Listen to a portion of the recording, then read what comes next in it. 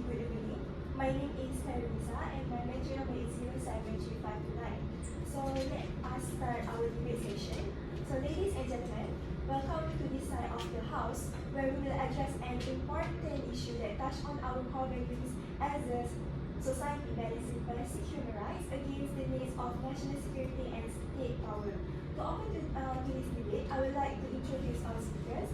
Myself, KHAIRUNNISA, as a speaker 1, ATHIRAH as speaker 2, SABRINA, ZINIRAH, FATINI as speaker 3, speaker 4, speaker 5, respectively.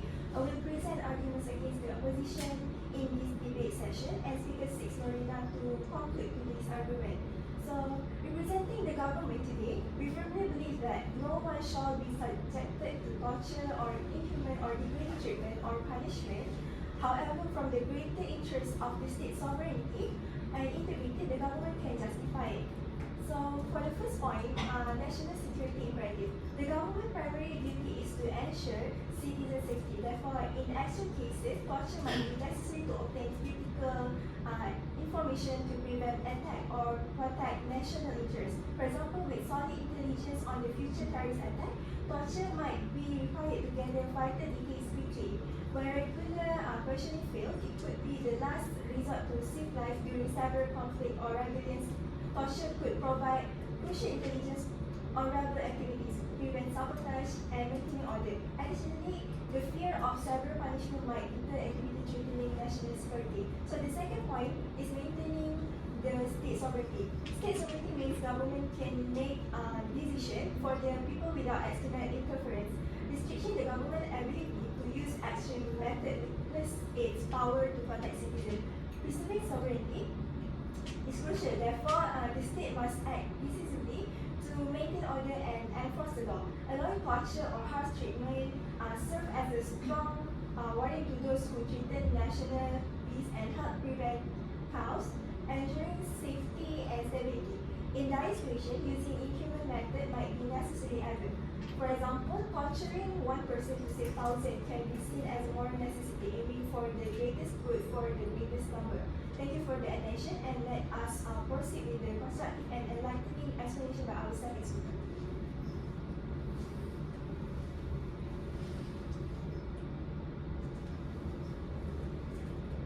Alright, ladies and gentlemen, my name is ATHIRAH and my matrix number is 0370633. And today I will talk about two additional points from the government side, which are how effective the method of the situation it is for torture and moral relativism. Okay, my first point is on how effective method to obtain timely and accurate information from those who are determined to withhold it. Okay, so listen to this. Consider a situation where there's a terrorist and that terrorist has planted a bomb that is set to explode within hours, and that bomb is threatening the life of thousands of people.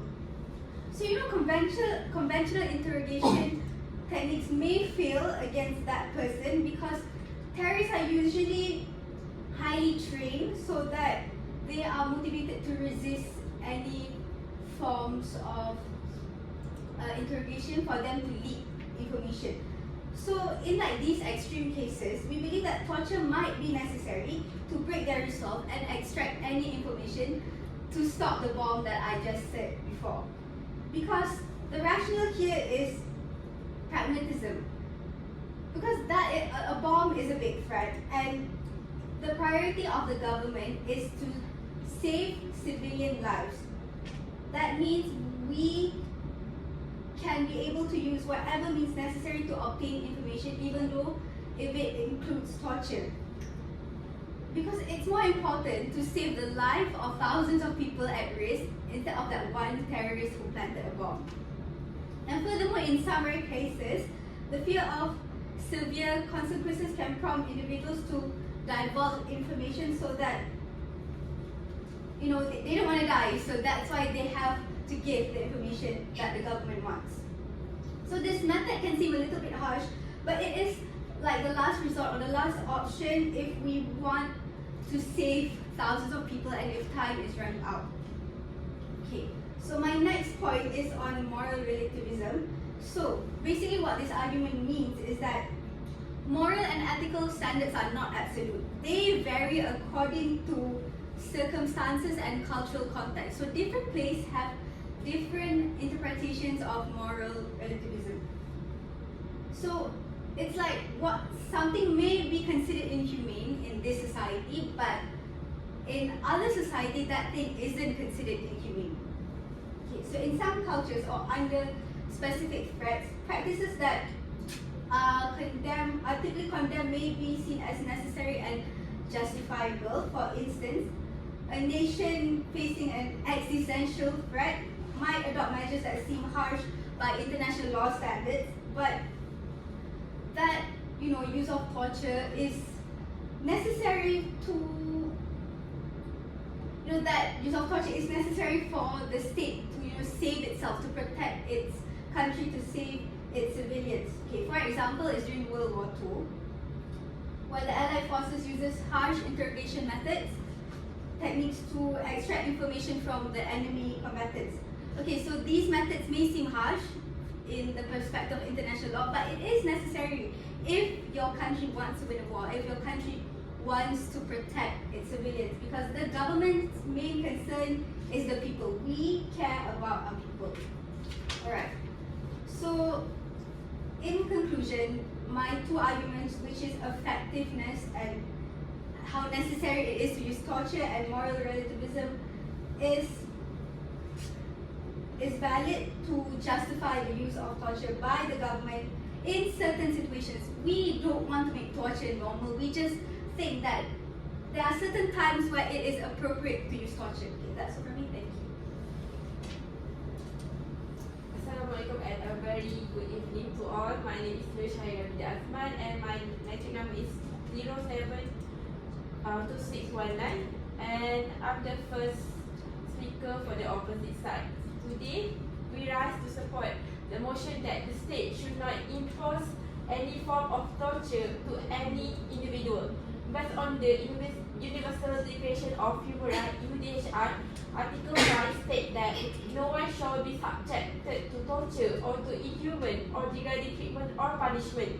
While some may argue that torture can be justified for the greater interest of state sovereignty and integrity, we firmly believe that imposing torture on any individual should not be supported by any party. First of all, according to international law against torture, the term torture means any act by which severe pain or suffering, whether physical or mental, is intentionally imposed on a person for certain purpose. This act clearly violates universal human rights. Let me continue with the definition of human rights. Human rights are the basic right and freedom to which all humans are entitled. They include civil and political rights such as the right to life, liberty, and freedom of expression, as well as social, culture, and economic rights, including the right to health and education. This definition clearly states that torture and inhuman treatment are direct violation of human dignity, as dignity is the inherent worth of every person, which demands respect and ethical treatment. By dehumanizing individuals and reducing them to mere tools for accepting information or administering punishment, torture fundamentally contradicts the principle of respect and humanity that underpin the human right. Furthermore, a state has the duty to protect the right and dignity of all people within its jurisdictions, including those accused or convicted of crime. Treating individuals with respect, even when they are suspected of wrongdoing, reflect the value of a civilian society and promote justice and social harmony. In addition to being a human rights violation, torture is ineffective and counterproductive. It often leads to false compassion, as individuals in extreme pain or fear may say anything to stop their sufferings, and this results in small convictions and divert attention from valid deeds. inefficient interrogation technique like torture compromise the validity of gathering information. For a legal system to operate effectively, it must really rely on reliable and authentic evidence. Torture undermines this process, leading to injustice and eroding public confidence in the legal system. For example, in the case of Khalid Sheikh Mohammed, who was subjected to waterboarding torture, he provided numerous false leads that waste valuable time and resources. This demonstrates how torture can produce unreliable information, ultimately hindering effective justice. To conclude, this use of torture as a form of punishment is a clear violation of human rights and human dignity. It is ineffective, counterproductive, and undermines the justice system. By upholding the absolute prohibition against torture, we respect human dignity and ensure a more reliable and just legal process. Okay, I'm the presenter number 2, and my name is RIZQEL ABDULLAH, and my matrix number is 074332. Allow me to continue the next argument.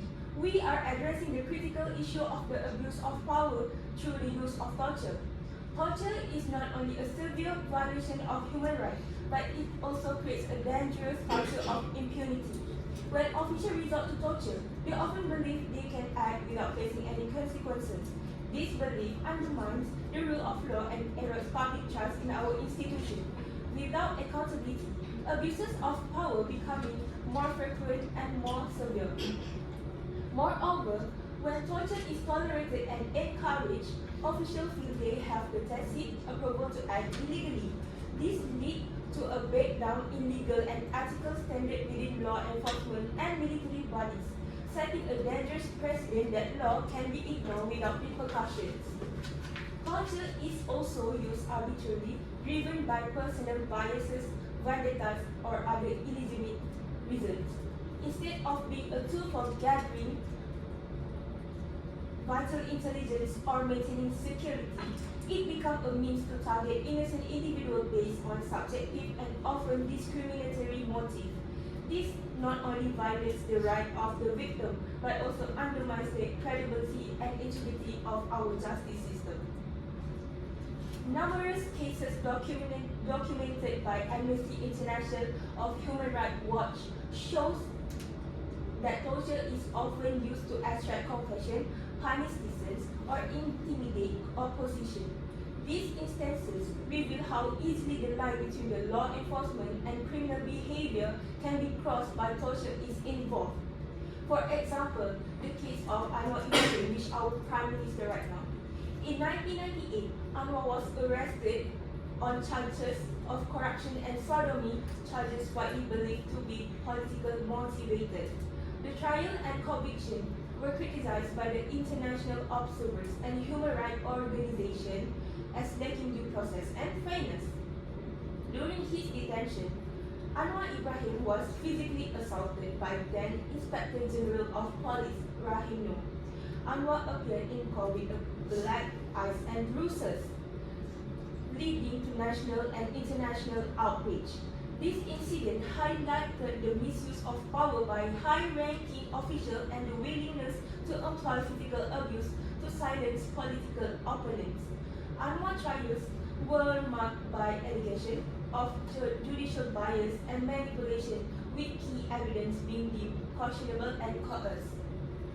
By this, we once again assert that we reject the motion put forth by the government, and we firmly believe that no one shall be subjected to torture. Thank you. That's all from me. Right. Assalamualaikum and good evening. My name is Sabrina. My matrix number is 074470. So first of all, the opposition have to understand that yes, torture and inhuman treatment is violation of human rights. No one can deny that. However, there is exceptional circumstances or situation that allow the government to take necessary action, which include inhumane treatment. For example, as like as what my friend mentioned just now, in situation where there is terrorism or bombing or basically a threat to our people, as a government, we have to take necessary action, whether it involves inhumane treatment or torture or even harsh interrogation. So, as the state prime duty is to ensure the safety and security of our population. Other than that, if you are limiting the power ability and limiting the government's ability to use a certain action or taking a measure which can include inhumane treatment, you are undermining our sovereignty and our ability to protect our civilian effectively.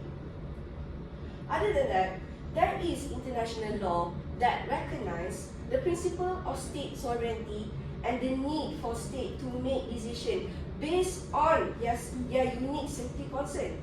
So to say that government is abusing our power as a government or violating human rights is clearly irrelevant, as we are just fulfilling our responsibility as a government and while upholding our sovereignty.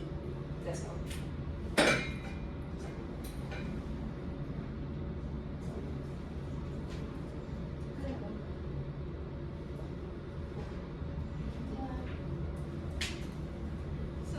My name is ZINIRAH.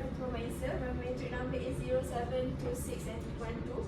So my question for my friend's statement just now is, for you guys is, in your view, how can we balance the need to uphold human rights with the government's duty to ensure national security, especially in extreme situation where immediate action is required? Thank you. My name is BIBI MAISARA. My matric number is 073156. Okay, to answer your question, how can we balance human rights with national security right? Okay, I think that courts and government should operate within their legal frameworks. Like, government should ensure that steps taken to maintain national security should be proportionate to the threat imposed to the particular person. This means that any restriction to human rights must be necessary and must not be excessive, as we also want to achieve our national security, as you said just now. But however, we don't think that torture is the only way of punishment, and there is like no guarantee there is no guarantee that imposing torture will ensure national security. Like, can you give what is your certainty or assurance that by imposing torture will maintain our national security? And yeah, it is important to protect individuals rather than solely just the state, since we believe that national security threats can also come from within the state itself and also might violate human rights. So I think this way, by implementing proportionate measure that match the level of threats imposed, especially in an extreme situation, the government can take immediate action without undermining the human dignity and human values that we are supposed to uphold. Okay, and to answer, okay, as you said just now, there are according to international law, that it is allowed to use. According to international law, state must do anything they can to ensure sovereignty. But does it directly stated that you have to use torture to gain sovereignty or security? So okay, that is my first question. My second question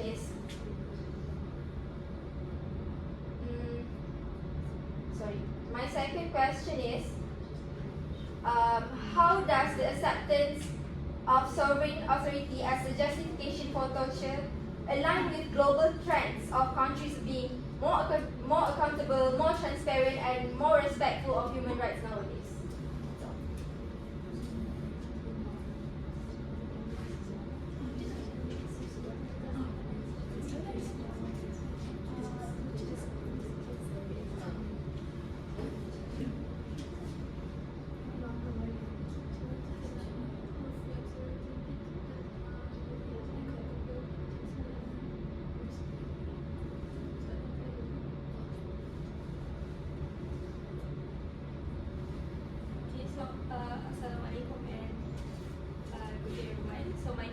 Nisa FATINI. My metric number is called 0730789. Okay, so I will be answering the second question, whether the acceptance of sovereign authority can be a justification for torture, aligned with trends of countries being more accountable. That is your question. Okay. So from our perspective, the concept of sovereign authority acknowledges that each nation has the primary responsibility to protect its citizens from internal and external threats. So from a utilitarian viewpoint, the greater good can justify the use of torture. If torturing one individual can save many lives, the overall benefit to society could be considered to outweigh the harm done to the individual. But in certain exceptional circumstances, where traditional methods of interrogation and investigation have proven ineffective, the use of enhanced interrogations technique may be considered. For example,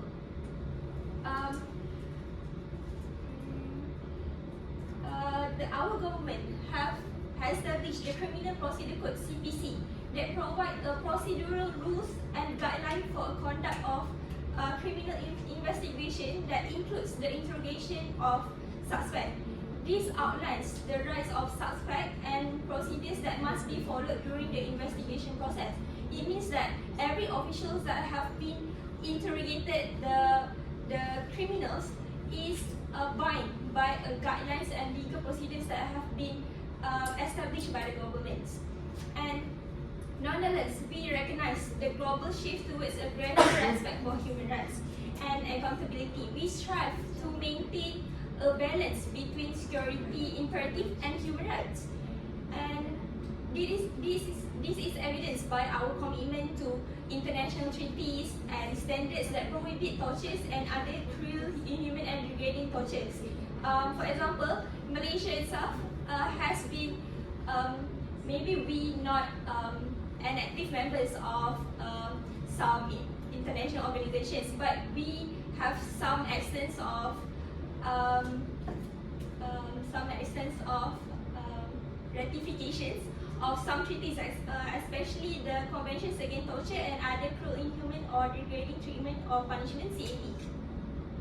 So, moreover, we are continuously working to enhance transparency and accountability in our law enforcement and security agencies. For example, in 1999, our government has established SUHAKAM, the human rights,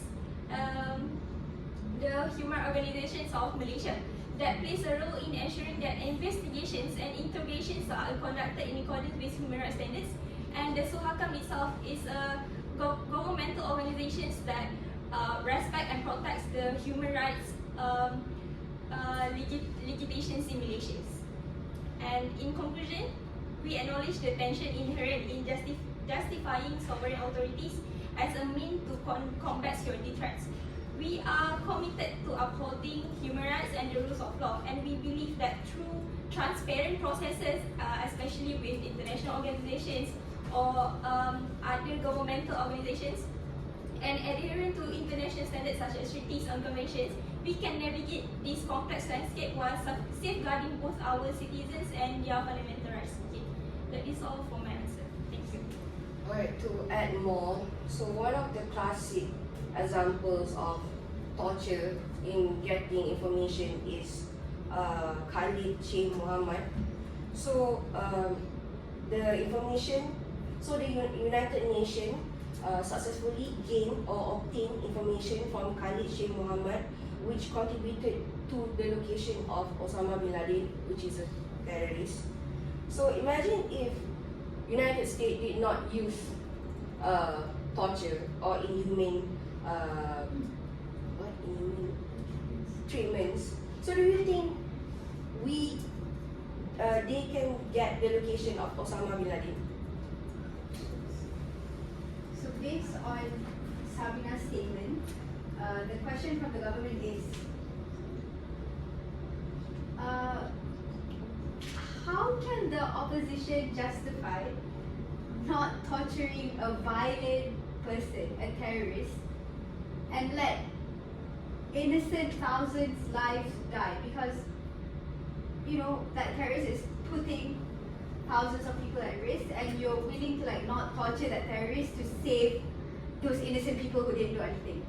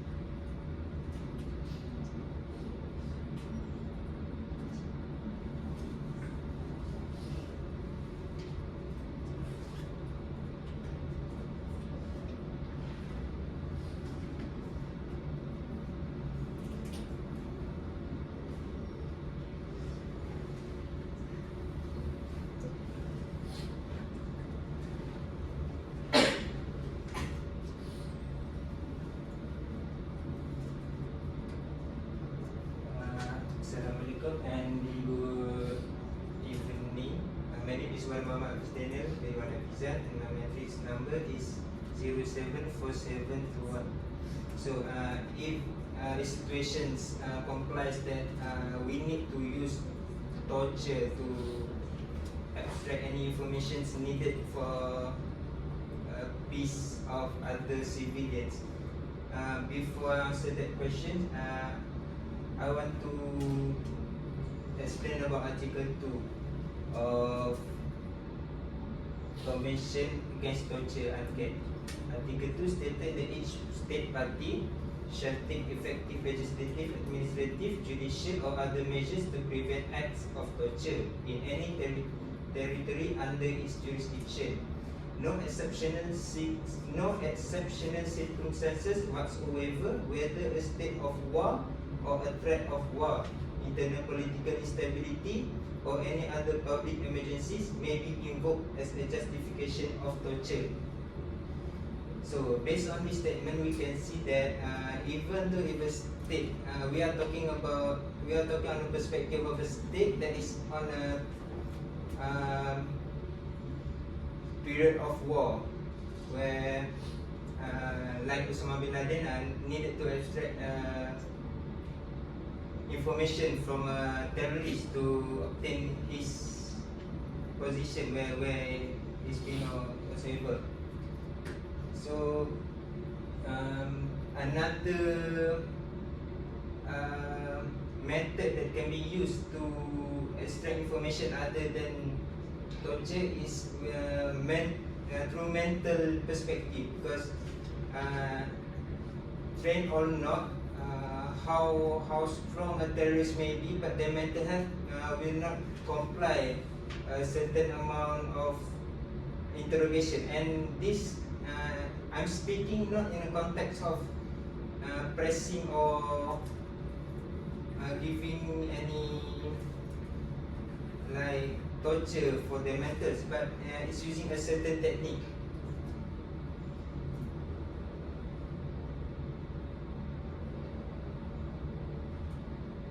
Using certain techniques like the RIZQEL technique in interrogation, which once have been used by John McCarr in 2006. So the method that he used, RIZQEL techniques, is during his interrogation, investigators used this technique. They presented evidence, observed his reaction, and gradually moved toward obtaining a confession. This may be a slow steps in gaining the information that were needed, but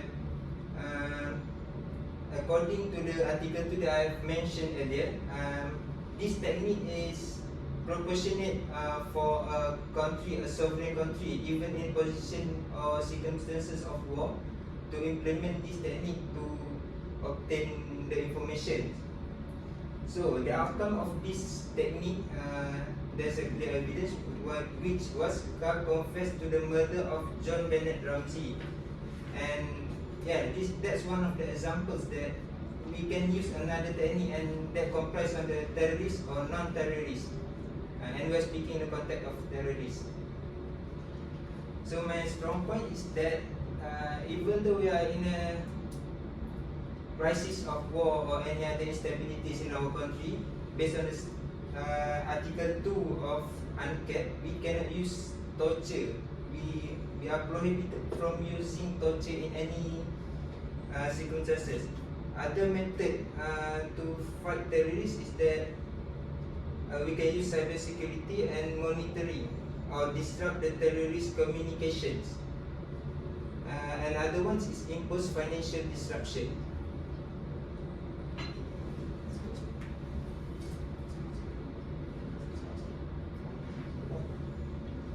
Okay, Assalamualaikum. My name is FARIS IZZUDDIN bin NAWI. My message number 0744 and 41. Okay, I want to add one method for that can be used to get information from the terrorists other than torture. So the method is control cognitive engagement. This method is about the conversational approach, involve engaging the detainee in a dialogue that encourage them to share information. So basically, it is like a counseling session. So we talk to them and share about this is not a good thing for them to act of a terrorist. So maybe with this kind of method, they will share the information and we stop doing the terrorist thing and or criminal.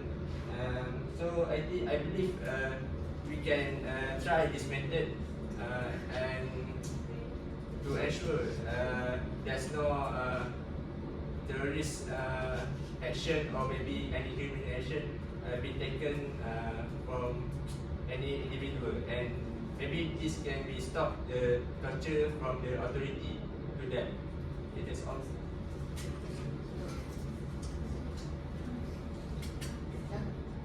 Alright, first of all, you guys said that you wanted to give counseling to a terrorist, which is doesn't make any sense, in my opinion. So, for psychological methods to be successful, you have to make sure that they do not have a resilient personalities, as some individuals have strong psychology, resilience, and highly trained. Obviously, terrorists are highly trained. Can I ask? No.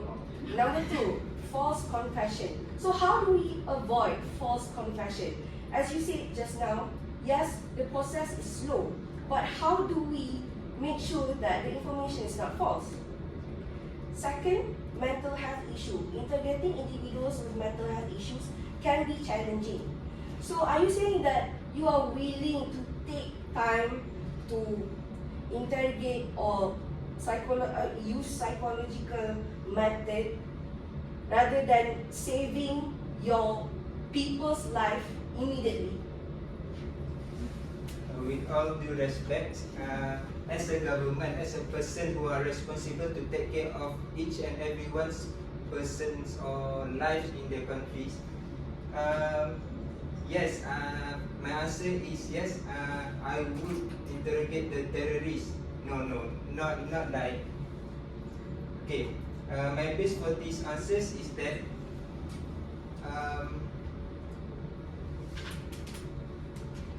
even though the process of interrogations to obtain any informations are slow, but the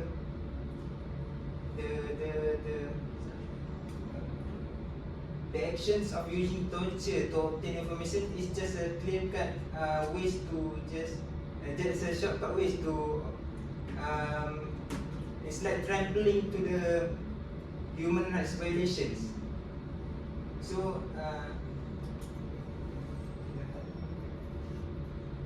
But Mr. Speaker, we are in an emergency state. So how can we get a quick and swift response and quick and swift answer from the terrorists, for example. And because we are emergency and we need immediate answer, so that can justify our torture actions and so on.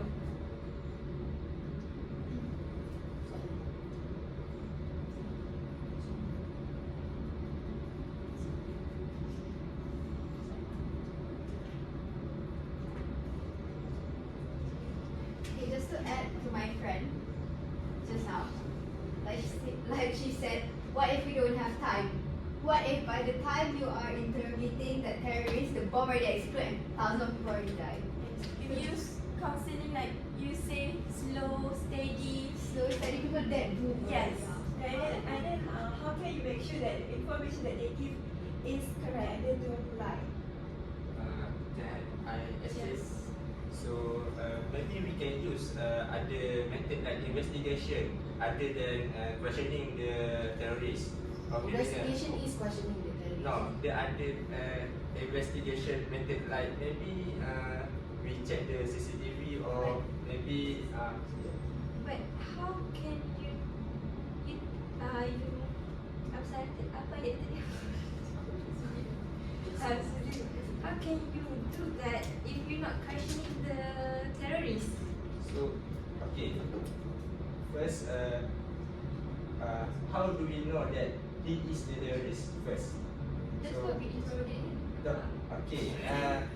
How do we know that he planned the bomb? So before we interrogate him. That's why there is interrogation. To So know whether he is a terrorist or not. oh, so you don't know whether he is terrorist or not, but you interrogate him. So like that. Yes. So How can you? I cannot just pick up someone random from the street and then, oh come, you are a terrorist. I have to ask them, are you a terrorist? Where were you when this happened?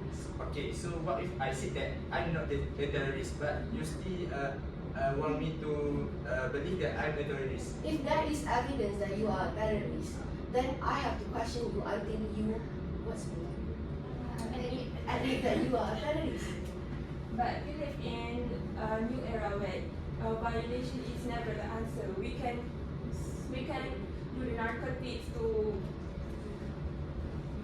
use technology narcotics before the interrogation session. So there's many ways other than torturing. Can I ask a question? Yes. Okay. Okay, I actually have two questions. I'm so sorry. Okay, the first one, what specific mechanism will be in place to prevent torture from becoming a tool for personal or political vendettas? Okay, and my next question is, does the concept of sovereign authority grant a government the right to impose torture on non-combatants to maintain control and order during wartime? Like, what do you say about this, since it is clearly stated in Geneva Convention that it is prohibit any violence, murder and torture against people who are no longer participate in the war. Like, for example, we can see in Palestine there are numerous cases of women, elderly journalists and even children being killed, tortured, deliberately, like on purpose. So what do you have to say about this? Like, does the concept of sovereign authority grant a government the right to impose torture on non-combatants? Okay, that's all. Okay, to answer the first question, which is the what specific mechanism would be in place to prevent torture from becoming a tool for personal or political vendettas. So, my answer is to ensure that enhanced interrogation techniques, if ever used, do not become tools for personal or political vendettas. There are several mechanisms that we can use. So, for example, transparency and accountability, which is detailed documentation. So I believe that every instance of enhanced interrogation should be meticulously documented, including the justification, method used, and also the outcomes. And independent bodies such as the judicial and parliamentary committee should have access to this record to review and ensure compliance with legal and ethical standards. For example, Suhakam play a role to ensuring that investigation and interrogations are conducted in accordance with human rights standards. And for public reporting, for second mechanism is public reporting, which is government agencies should publish regular report to summarize the use of enhanced interrogations techniques. So I believe that this report should include statistics on the frequency of their use, and this will prevent from personal use to prevent torture from becoming a tool for personal and political vendettas. So the second mechanism is training and standard, which is interrogators should receive comprehensive training on national and international laws regarding torture and human rights. For example, recommended by bodies like United Nations and also International Committee of the Red Cross (ICRC), which is adopted international best practices and standards for interrogations to minimize harm and ensure ethical conduct. Thank you. Okay, to answer the second question, in my opinion, the use of the Geneva Convention is irrelevant in this debate. Because number one, what is the definition of non-combatants? Non-combatants are typically civilians who are not engaged in hostilities and are protected under the international law. So, what is terrorist? Terrorist is someone or individual who engage in act of violence, often targeting civilians with the aim of installing fear, political, ideological, or religious goal. So to say that a terrorist is a non-combatant is irrelevant. So under international humanitarian law, terrorists are often classified as unlawful combatants or irregular fighters. Sorry, but I did not say that terrorist is non-combatant. I just asking a question, does the concept sovereign authority grant a government to impose torture on non-combatant during war? I don't. But just now we're talking about terrorists. Yes, but if you look at the context of war and terrorists, I'm trying to implement like a war scenario here. Like, do the government have the right to impose torture on non-combatants? Like, for example, in Palestine, just like I said just now. No, our government never agreed to torture non-combatants. We only focus on people who are harming our country. We never said anything about, civilians. Yeah. But So I for you think to- that question shouldn't even be asked in the first place. Yeah. Yeah.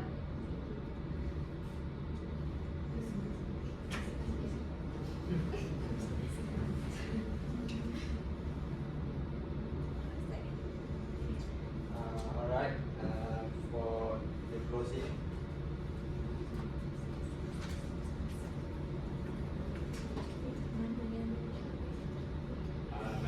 My name is FARIS bin NAWI. My message number 0744 and 41. Okay, we the opposition reject the motion by the government, and we clearly stand that the state should not impose any torture to individual, even for to protect the national interest. So the prohibition of torture is considered in international law. The meaning of fundamental principle that is binding on all states that cannot be violated under any circumstances. This principle is upheld by various international treaties and conventions, such as the United Nations against the torture. While state sovereignty is a core principle of international relations, it does not grant states the right to violate human rights or engage in practice like torture. the concept of sovereignty has evolved over time, and today's understanding includes respect for human rights and the rule of law. The tension between state sovereignty and human rights obligation is subject of ongoing debate in international law and relation. It's important to note that any justification for torture based on state sovereignty or security concerns would be inconsistent with international legal standard and widely accepted human rights principles. The protection of individuals from torture and other forms of inhuman treatment is a priority that transcends national interests. See, that's all from me. Okay, Assalamualaikum and good evening. My name is NOOR binti MOHD. My matrix number is 0725.4. Keys. Ladies and gentlemen, as we come to the end of this debate, it is evident that our position stands strong and well supported. We have convincingly agreed that extreme circumstances, certain measures, including those that may be considered controversial, are sometimes necessary to ensure national security. Okay, firstly, we have demonstrated that national security is a government paramount duty. The primary responsibility of any government is to protect its citizens from any harms, and this duty sometimes necessitates extraordinary measure in dire situation. History is filled with the instance where the decisive and unconventional action have prevented greatest tragedy. As an example, the Allied force cracking the Enigma code during the World War II. Entirely morally dubious spying, yet it was essential in reversing the tide of the conflict. Similar to this, in the modern world, intelligence service may be need to employ improved method of questioning in order to get information that could stop terrorist acts and save a great deal of life. Secondly, we highlighted the importance of state sovereignty. Upholding state sovereignty ensure that government have the authority and autonomy to make decisions in the best interest for their citizens without undue external interference. In an increasingly interconnected world, it is essential that each nation retain a flexibility to respond to the unique threat in ways that are most effective for their specific context.